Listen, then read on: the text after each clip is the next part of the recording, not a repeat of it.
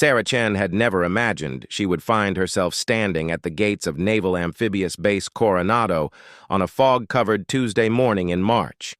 The 28-year-old software engineer from Portland had driven 12 hours straight, surviving on gas station coffee and determination.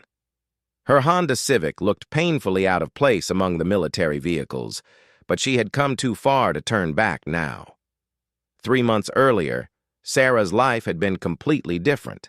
She worked at a tech startup, spent her evenings rock climbing at the local gym, and lived a comfortable but unremarkable life. Everything changed when her younger brother Marcus was killed in Afghanistan while serving with a Marine reconnaissance unit. The military funeral, the folded flag, the hollow words of gratitude from strangers, none of it brought him back. In the weeks that followed, Sarah found herself consumed by questions about her brother's final months. What kind of training had he endured? What had pushed him to excel in one of the military's most demanding roles? She began researching elite military units, reading everything she could find about special operations training. The more she learned, the more she realized how little she understood about the physical and mental demands these soldiers faced. Sarah had always been athletic. She had competed in cross-country running in college and maintained her fitness through climbing and hiking. But the world of military special operations seemed impossibly distant from her civilian life. She started following social media accounts of former special operations soldiers, watching documentaries and reading memoirs. Slowly, an idea began forming in her mind, one that her friends and family would have called crazy. She wanted to experience some version of what Marcus had gone through, not to become a soldier herself, but to understand the crucible that had shaped her brother in his final years. Sarah knew she could never join the military at her age, and besides, most special operations units didn't accept women in combat roles. But she had heard about civilian programs that allowed people to experience modified versions of military training. After weeks of research, Sarah discovered that Naval Special Warfare Command occasionally allowed civilians to participate in certain training exercises as part of research programs or community outreach initiatives. These weren't full SEAL training experiences, but they included some of the same physical and mental challenges. The application process was lengthy and competitive, requiring extensive background checks, medical evaluations, and physical fitness tests. Sarah threw herself into preparing for the application. She quit drinking alcohol entirely and restructured her diet around lean proteins and complex carbohydrates. Her rock climbing background had given her excellent upper body strength, but she knew she needed to develop her cardiovascular endurance and overall durability. She began running twice daily, a 5-mile loop through Portland's Forest Park before work, and another 3 miles in the evening. The swimming requirement was her biggest challenge. While she was a competent swimmer, the Navy's standards were far beyond anything she had attempted. She joined a master's swimming program and began training with former collegiate swimmers. The pool became her second home as she worked to meet the minimum requirements. Swimming 500 yards in under 15 minutes, treading water for 30 minutes, and completing various underwater exercises. Her transformation didn't go unnoticed at work. Colleagues commented on her newfound discipline and the visible changes in her physique. Sarah had always been slender, but months of intense training had carved lean muscle throughout her frame. Her shoulders broadened, her core strengthened, and her overall presence became more confident and purposeful. The psychological preparation was equally important. Sarah began practicing meditation and visualization techniques, imagining herself succeeding in high-stress situations. She read books about mental toughness and started deliberately placing herself in uncomfortable situations to build resilience. She took cold showers, spent nights sleeping outdoors in winter weather, and practiced holding her breath for extended periods. When Sarah finally submitted her application, she tried not to get her hopes up. Thousands of people applied for these programs, and only a handful were selected. She continued her training regimen while waiting for a response, using the uncertainty as motivation to push even harder. The acceptance letter arrived on a rainy Thursday in February. Sarah read it 3 times before the words fully registered. She had been selected for a week-long civilian experience program that would include modified versions of SEAL physical fitness tests, obstacle courses, and teamwork exercises. The program would be conducted alongside actual SEAL trainees, allowing civilians to observe and participate in certain aspects of the legendary training. The next month was a blur of final preparations. Sarah took vacation time from work, arranged for house-sitting, and purchased the recommended gear. She knew this was likely her only chance to experience anything close to what Marcus had endured, and she was determined to honor his memory by giving everything she had. The drive to Coronado had given her 12 hours to think about what lay ahead. She thought about Marcus, about the person he had been before the military and who he had become afterward. She remembered his quiet confidence, his ability to stay calm under pressure, and his unwavering commitment to his team. These were qualities she hoped to understand better through her own experience. As Sarah parked her car and gathered her gear, she noticed other civilians arriving for the program. There were about 20 participants in total, mostly men, ranging in age from early 20s to late 40s. Some looked like serious athletes, others appeared to be weekend warriors hoping for an adventure. Sarah fell somewhere in between, confident in her preparation but unsure of how she would compare to others. The group was directed to a classroom building where they would receive their initial briefing. Sarah found herself sitting next to a former college football player named Dave, who had been training for this program for over a year. Across the room sat Jennifer, a police officer from Colorado, who had applied 3 times before being accepted. The diversity of backgrounds was striking. Teachers, mechanics, lawyers, firefighters, and business owners, all united by curiosity about special operations training. Commander Rodriguez, a compact man with graying hair and intense eyes, addressed the group. He had been a SEAL for over 20 years before transitioning to a training role, and his presence commanded immediate attention. He explained that the program was designed to give civilians a taste of SEAL training while ensuring their safety.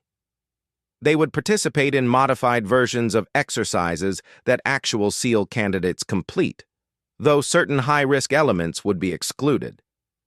The actual SEAL trainees they would be working alongside were in their 2nd month of basic underwater demolition SEAL training, known as BEAD-S. These young men had already survived the infamous Hell Week and were continuing their journey toward becoming Navy SEALs. Commander Rodriguez emphasized that while the civilians were there to learn and challenge themselves, they should remember that the real trainees were pursuing one of the military's most demanding career paths.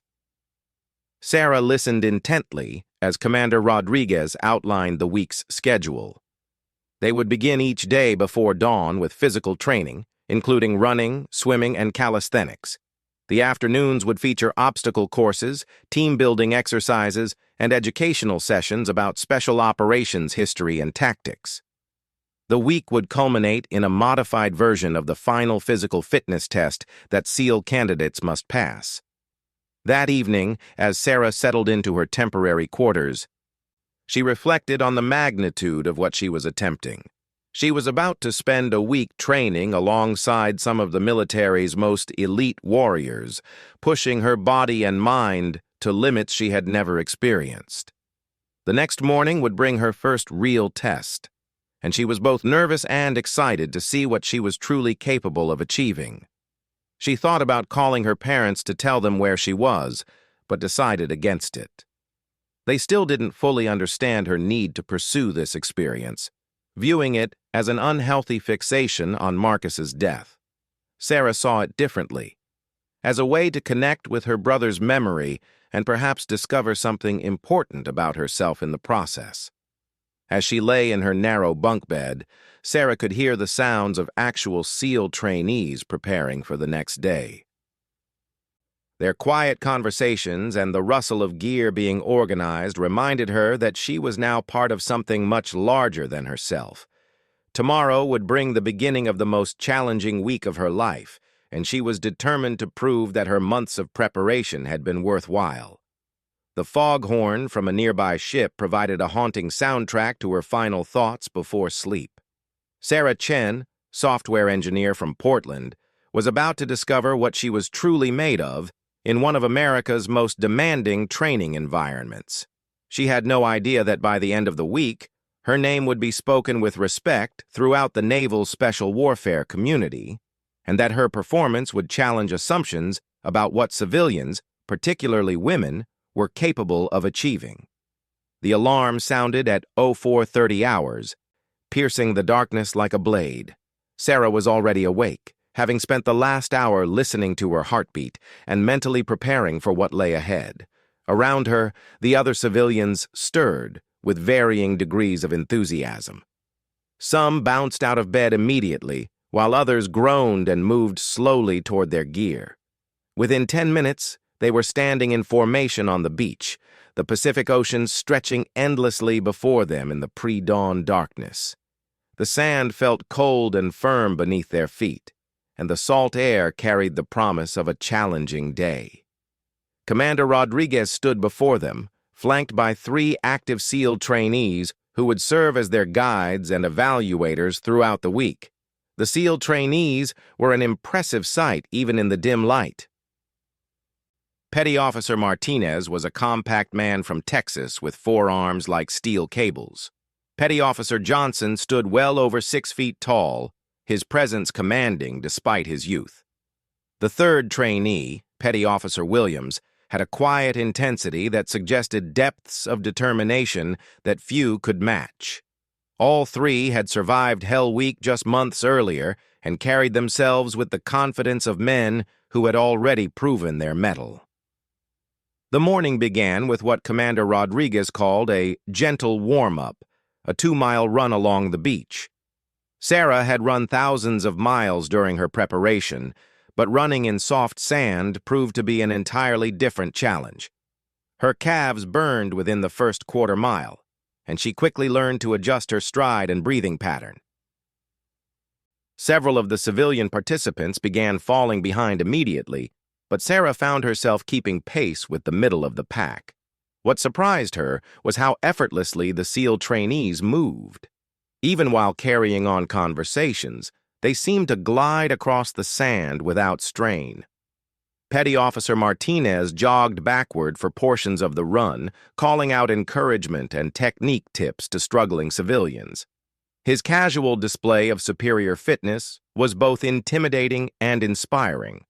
After the run came calisthenics, push-ups, sit-ups, pull-ups, and various exercises that Sarah had practiced extensively. Here, her rock-climbing background began to show. While some of the other civilians struggled with pull-ups, Sarah's years of hauling herself up cliff faces had developed exceptional upper body strength. She completed the required repetitions with relative ease, earning approving nods from the SEAL trainees. During the push-up portion, something unexpected happened. The group was required to complete 100 push-ups in proper military form, with no time limit, but no rest periods allowed. Sarah found her rhythm early and maintained perfect form throughout. As other participants began to falter, she continued steadily. By the time she finished, she realized she was among the first 5 to complete the exercise, and the only woman. Petty Officer Williams, who had been observing quietly, approached her afterward. "Where did you learn to do push-ups like that?" he asked, his tone suggesting genuine curiosity rather than condescension. "Rock climbing," Sarah replied simply. "You need to be able to support your own body weight for extended periods." Williams nodded thoughtfully. "Most civilians start strong and fade fast. You've got steady power. That's unusual." The comment stayed with Sarah throughout the morning as they moved to the obstacle course. The course was a scaled-down version of what actual SEAL candidates faced, but it still presented formidable challenges. Rope climbs, wall traversals, cargo net crossings, and various balance tests were designed to assess both physical capability and mental determination. Sarah's climbing experience proved invaluable here as well. Where others struggled with rope technique, she moved with practiced efficiency. Her approach to the obstacles was methodical rather than rushed. She observed each challenge carefully before attempting it, often choosing routes that others missed. This patience and tactical thinking caught the attention of Commander Rodriguez, who began watching her more closely. The most challenging obstacle was called the Dirty Name, a complex series of barriers, crawls, and climbs that had to be completed in under 6 minutes. Most civilians barely finished within the time limit, if at all. Sarah studied the course layout during her waiting turn, mentally rehearsing her route and identifying the most efficient transitions between obstacles. When her turn came, she moved with purpose. Her transitions were smooth, her technique was sound, and her pace was consistent throughout. She finished with nearly a minute to spare, posting the second-best time among all the civilians. Only Dave, the former college football player, had completed it faster, and his advantage came primarily from raw power rather than technique. During the lunch break, Sarah found herself sitting with Jennifer, the police officer from Colorado. They had gravitated toward each other as the only 2 women in the program. But their personalities were quite different. Jennifer was outgoing and confident, quick to joke and laugh with the male participants. Sarah was more reserved, preferring to observe and listen. "You're making the rest of us look bad," Jennifer said with a grin, referring to Sarah's morning performance. "Where did you really train for this?" Sarah shared her story about Marcus and her motivation for applying to the program. She described the months of preparation, the swimming lessons, the dietary changes, and the mental conditioning. Jennifer listened with growing respect, understanding that Sarah's presence here was about much more than personal challenge. "My brother always said that the best soldiers weren't necessarily the strongest or fastest," Jennifer observed. "He said they were the ones who could think clearly under pressure and never gave up. You've got that quality." The afternoon brought their first introduction to water-based training. The group was led to a large pool where they would practice various swimming techniques and underwater exercises. This was where Sarah had expected to struggle most, given her late start in developing swimming skills. However, her months of intensive pool training had paid off more than she realized. The first exercise was a 500-yard swim for time. Sarah had practiced this distance countless times, but never with the pressure of being evaluated alongside others. She chose a steady pace rather than trying to sprint, knowing that endurance would be more important than speed. Her stroke was efficient if not beautiful, and her breathing pattern remained controlled throughout. She finished in the middle of the pack, but her time of 13 minutes and 45 seconds was respectable for someone who had learned proper swimming technique less than a year earlier. More importantly, she showed no signs of fatigue after completing the swim, while several other participants were clearly exhausted. The underwater exercises proved to be where Sarah truly surprised herself. The group was required to swim the length of the pool underwater, surface for exactly 3 breaths, then return underwater to the starting point. This exercise tested breath control, underwater navigation, and mental composure under stress. Sarah's meditation practice and breath-holding training proved invaluable. She completed the exercise easily on her first attempt, while half the group required multiple tries. Petty Officer Martinez, who was observing from the pool deck, raised an eyebrow in apparent surprise. "Have you done this before?" he asked when she surfaced. "No, but I've been practicing breath-holding as part of my training," Sarah replied. "Show me," Martinez said, his interest clearly piqued. Without hesitation, Sarah hyperventilated briefly to oxygenate her blood, then took a deep breath and submerged.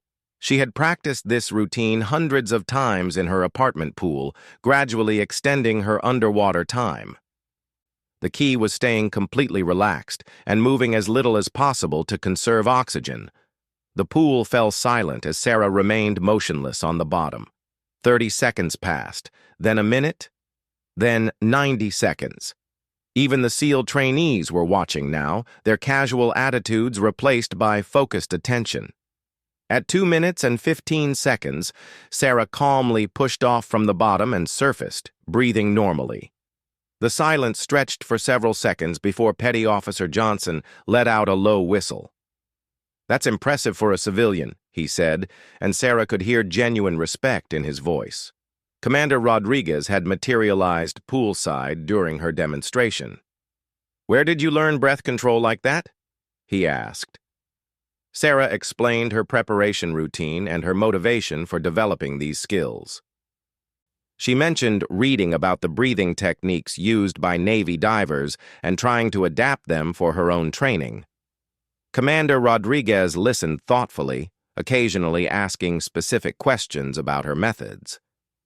"The unofficial record for breath holding among our current training class is 2 minutes and 8 seconds, he said finally. "You just beat it." The words hung in the air like a challenge. Sarah realized that she had inadvertently stepped into competitive territory that she hadn't even known existed. Around the pool, both civilians and SEAL trainees were looking at her with new interest. The rest of the day passed in a blur of additional exercises and evaluations. Sarah continued to perform well across all activities, but the breath-holding demonstration had clearly marked her as someone special. During dinner, she found herself approached by several of the SEAL trainees who wanted to know more about her background and training methods. Petty Officer Williams was particularly interested in her mental preparation techniques. He explained that one of the biggest challenges in SEAL training was maintaining focus and determination when every part of your body wanted to quit. Sarah's meditation practice and visualization work resonated with his own experiences during Hell Week. "Most people think this job is about being physically tough," Williams said. "But the physical part is just the entry fee. The real test is mental. Can you think clearly when you're exhausted, stressed, and scared? Can you make good decisions when everything is going wrong?" Sarah nodded, thinking about her own motivations for being there. She was beginning to understand that her brother's transformation hadn't been just physical, but mental and spiritual as well. The military had given him tools for dealing with extreme stress and uncertainty that civilian life rarely demanded. That evening, as she lay in her bunk reviewing the day, Sarah realized that she had crossed some kind of threshold. She was no longer just a civilian observer trying to understand military training. She had become a participant who was earning genuine respect from some of the military's most elite warriors. Tomorrow would bring new challenges, including the introduction of team-based exercises and more complex problem-solving scenarios. Sarah knew that her individual performance, while encouraging, was only part of what military training was about. The ability to work effectively as part of a team under pressure was equally important. As she drifted off to sleep, Sarah could hear the quiet conversations of the SEAL trainees in their nearby quarters. She caught fragments of discussion about the next day's training schedule and evaluations. One voice mentioned something about the swimming records and seeing what the civilians can really do. Sarah's pulse quickened as she realized that her breath-holding performance might have set expectations that would be tested further. The foghorn sounded again from the harbor, its deep tone carrying across the base like a reminder of the serious purpose underlying all their activities. Somewhere out in the world, real Navy SEALs were conducting actual operations, relying on the skills and mental toughness developed during training just like this. Sarah fell asleep, wondering if she was discovering capabilities within herself that she had never known existed, and what the final days of the program might reveal about her true limits. Friday morning arrived with the kind of crisp clarity that made everything seem possible. Sarah woke before the alarm again, but this time she felt different. The accumulated fatigue from 4 days of intense training had been replaced by a strange sense of anticipation. Today was the final evaluation, and word had spread throughout the base that the civilian group had performed exceptionally well throughout the week. At breakfast, Commander Rodriguez announced that the morning would feature what he called the ultimate test, a combination challenge that would push every skill they had developed during their time at Coronado. The exercise was modeled after a real SEAL assessment that had been used for over 30 years to evaluate the absolute limits of human performance under extreme stress. The challenge was called the hypoxic circuit, and it was legendarily difficult. Participants would complete a series of underwater tasks while breath-holding, including swimming specific distances, manipulating objects on the pool bottom, and solving simple puzzles while completely submerged. The entire sequence had to be completed in a single breath hold, and timing was critical for both safety and scoring. The current base record for this exercise is 3 minutes and 47 seconds, Commander Rodriguez announced. It was set by Lieutenant Commander Peterson in 1987 and has never been broken. Several SEAL candidates have come close over the years, but the record has stood for over 3 decades. Sarah felt her heart rate increase as she listened to the description. This wasn't just about completing an exercise anymore. There was history at stake. She looked around at her fellow civilians and saw a mixture of excitement and terror on their faces. Several participants were already shaking their heads, recognizing that this challenge was beyond their capabilities. The group was led to a specialized training pool that Sarah hadn't seen before. It was deeper than the previous pools they had used, with various obstacles and markers positioned on the bottom. Underwater cameras recorded every angle, and sophisticated timing equipment was set up poolside. This was clearly a facility where serious records were kept and serious assessments were made. Commander Rodriguez explained the specific sequence that had to be completed. Participants would start by diving to the bottom of the 12-foot deep pool, where they would retrieve 3 weighted objects and place them in specific locations. They would then swim through an underwater obstacle course that included threading through narrow openings and navigating around barriers.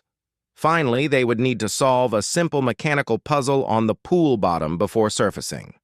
The timing began when participants entered the water and ended when they surfaced after completing all tasks. Safety divers were positioned throughout the pool, ready to intervene if anyone appeared to be in distress. The record attempt would be optional. Participants could complete a modified version of the exercise if they preferred. As the group prepared for their attempts, Sarah noticed that several of the actual SEAL trainees had gathered around the pool area. Word of the civilian performance throughout the week had apparently spread, and these elite warriors were curious to see how the outsiders would handle their most challenging test. Dave, the former college football player, volunteered to go first. His athletic background and competitive nature made him eager to tackle the challenge head-on. He hyperventilated briefly, took a massive breath, and dove powerfully toward the bottom.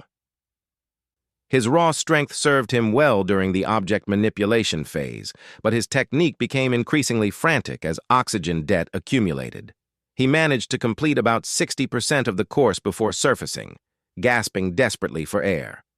Jennifer, the police officer, attempted a more methodical approach. She had watched Dave's attempt carefully and tried to move more efficiently through each phase. Her law enforcement background had given her good stress management skills, but the underwater environment proved too alien. She completed slightly more of the course than Dave before needing to surface. One by one, the civilian participants attempted the challenge. A few managed to complete the entire sequence, though their times were well beyond competitive range. Most found the combination of breath-holding, underwater navigation, and complex task execution to be overwhelming. The best civilian time was posted by a former Marine who completed the course in 5 minutes and 12 seconds. Impressive for an amateur, but nowhere close to the legendary record.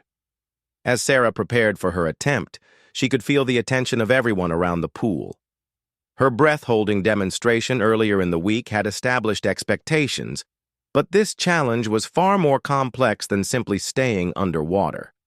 She would need to move efficiently, think clearly under extreme stress, and maintain perfect technique while her body screamed for oxygen.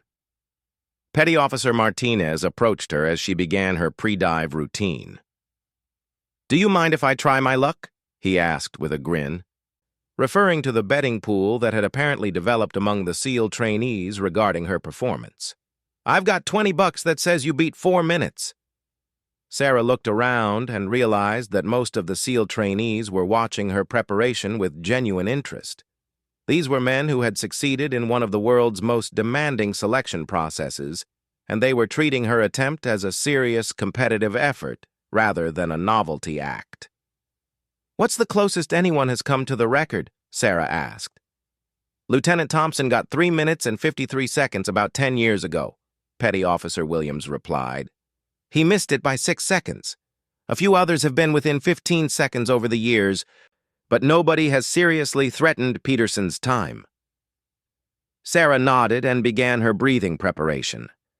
She had developed her own routine over months of practice, a specific pattern of hyperventilation followed by relaxation breathing that maximized her blood oxygen content while minimizing carbon dioxide buildup. She could feel her heart rate slowing and her mind entering the focused state that she had practiced thousands of times. The pool area grew quiet as Sarah moved to the starting position.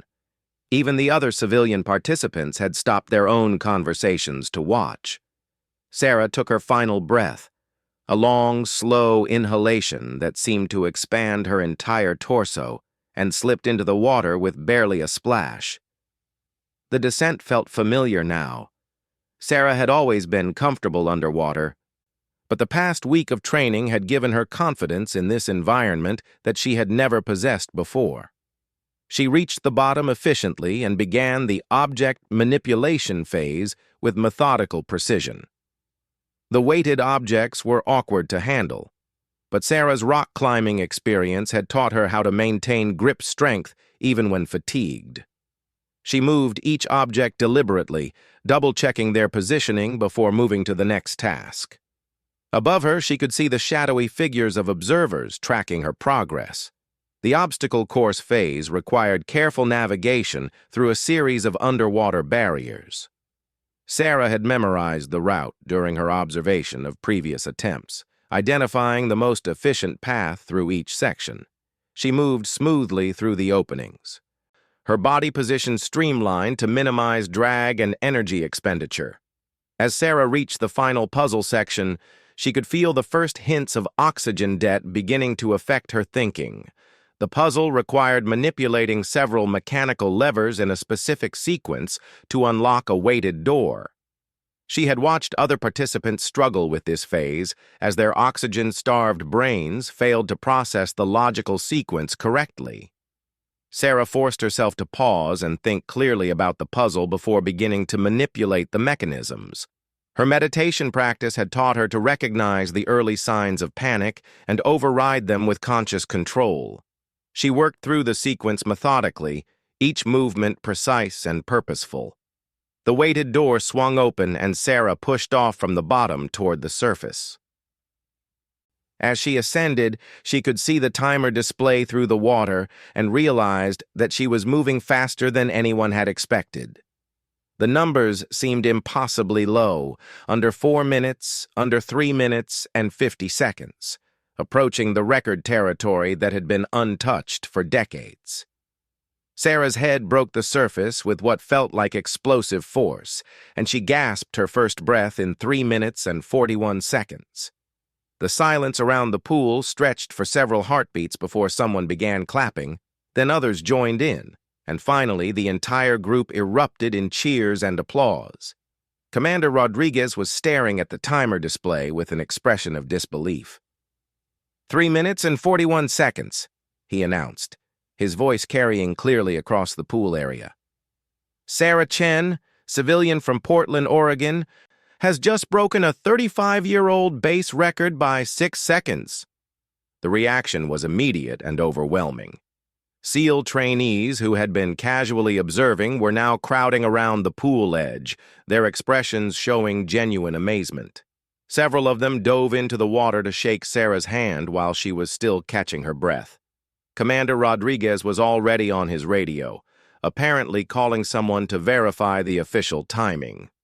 Petty Officer Martinez was grinning widely as he collected his winnings from the other trainees. "I knew she had something special," he said to anyone who would listen. "You don't develop that kind of mental control overnight." As Sarah climbed out of the pool, she was surrounded by congratulations from both civilians and military personnel. But what struck her most was the quality of respect she saw in the eyes of the SEAL trainees. These were men who rarely showed deference to anyone, yet they were looking at her as if she had accomplished something truly extraordinary. Commander Rodriguez approached her as the initial excitement began to settle. "In 35 years of running this program, I've never seen anything like that," he said quietly. "You just outperformed some of the finest warriors this country has ever produced. How does it feel?" Sarah considered the question carefully. The record was meaningful, but it was also just a number on a timer. What felt more important was the sense of understanding that had been growing throughout the week. She was beginning to comprehend the mental transformation that Marcus had undergone during his military service. "I think I'm starting to understand what my brother found in the military," Sarah replied. "It wasn't about being tough or proving anything to other people. It was about discovering what you're actually capable of when you push past what you thought were your limits." The remainder of the morning was spent in celebration and debriefing. Sarah learned that her record would be officially entered into the base's historical archives, joining the names of legendary warriors who had pushed the boundaries of human performance. But more importantly to her, she had proven that the months of preparation and sacrifice had been worthwhile. During the closing ceremony that afternoon, Sarah was presented with a certificate recognizing her record-breaking performance.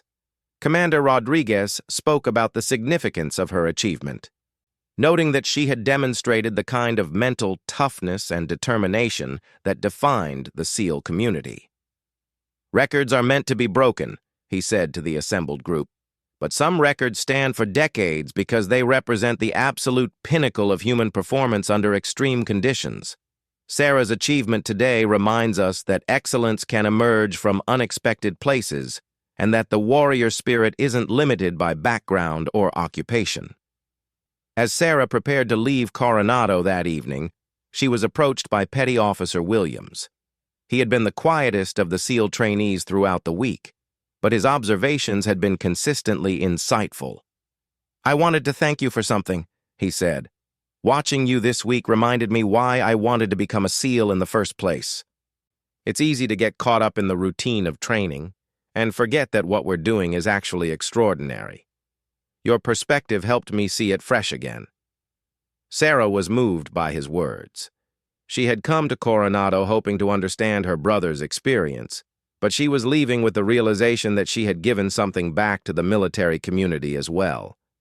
Her civilian perspective had apparently reminded these elite warriors of the special nature of their calling. The drive back to Portland gave Sarah 12 hours to process what had happened. She thought about Marcus and how proud he would have been to see her achievement. But more than that, she thought about the conversation they might have had about the mental discipline and self-discovery that she had experienced during the week. Sarah realized that the record itself was less important than what it represented. She had proven to herself that months of dedicated preparation could produce extraordinary results. She had learned that mental toughness was a skill that could be developed through practice and commitment. Most importantly, she had discovered that the boundaries of human performance were often self-imposed rather than absolute. When Sarah returned to her job at the tech startup, her colleagues immediately noticed a change in her presence and confidence. She approached challenges differently now, with a calmness and methodical precision that reflected her military training experience. She continued her fitness routine, though with different goals now. maintaining the mental discipline rather than preparing for a specific event. 6 months later, Sarah received an unexpected phone call from Commander Rodriguez. The Navy was developing a new training program that would incorporate civilian perspectives into military preparation, and they wanted her to consult on the project. Her record-breaking performance had convinced them that civilians could bring valuable insights to military training methods. Sarah accepted the opportunity immediately. She realized that her week at Coronado had been just the beginning of a new understanding about human potential and performance. Working with the military would allow her to honor Marcus's memory while contributing to the development of future warriors. As she hung up the phone, Sarah looked at the framed certificate from her record-breaking performance. The numbers, 3 minutes and 41 seconds, had become a symbol of something much larger. They represented the moment when a software engineer from Portland had discovered that the limits of human achievement were far beyond what most people ever imagined possible. Sarah Chen had gone to Coronado seeking to understand her brother's military experience. She left having broken a record that had stood for 35 years and having earned the respect of some of America's most elite warriors. But perhaps most importantly, she had discovered that the warrior spirit her brother had found in the military wasn't exclusive to soldiers. It was a quality that anyone could develop through dedication, preparation, and the willingness to push beyond perceived limitations. The elite SEALs had joked about trying their luck when they bet on her performance. None of them had imagined that they were witnessing history in the making, or that a civilian would remind them of the extraordinary nature of their own capabilities. Sarah's achievement had broken more than just a record. It had broken assumptions about what was possible when determination met preparation in the crucible of elite military training.